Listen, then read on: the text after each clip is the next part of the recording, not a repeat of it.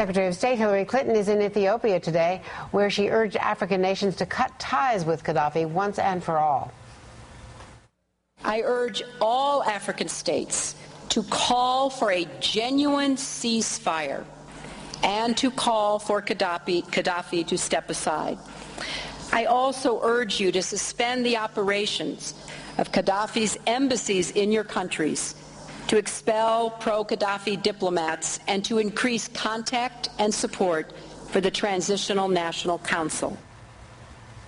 And we are told that Secretary Clinton is returning to the U.S. a day early because of volcanic ash, which endangers air flight in that region.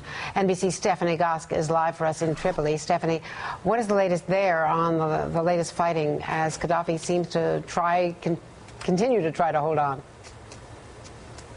Well, Andrea, continued defiance from Gaddafi. You know, there are a number of fronts right now for the violence. You mentioned Misrata, which is west of the capital here in Tripoli, but there's also the town of Ziltan, which is in the western mountains. This is a mountain range that comes off the border with Algeria and Tunisia. There's been a number of fights there, fights between pro-Gaddafi forces and the rebels in that region. We had heard a few days ago that the rebels had made some advances. It now seems like Gaddafi forces are striking back. The government tells us that the town of Zawiya, which is 30 miles west of the capital, that there was some violence there. They describe it as very small scale, rebels taking over a checkpoint just outside of the city. The rebels themselves, opposition, say that actually it was a larger movement, a more symbolic movement to take back that town where there was a lot of intense fighting in the early days of this uprising. Andrea?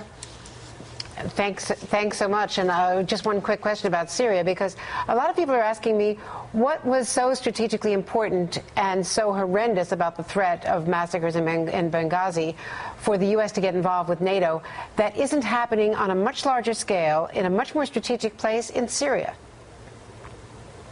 Well, they aren't the only people asking that question. There are a lot of government officials here in Tripoli asking the exact same question as we hear these reports of elite troops moving in on towns in northern Syria, hundreds, maybe thousands of people killed with helicopters and tanks. That's the kind of force that surrounded Benghazi, although there was the threat of missiles and fighter pilots as well before the no-fly zone. So the question not a lot of people have a good answer to. Andrea? Stephanie Gosk in Tripoli, thanks so much.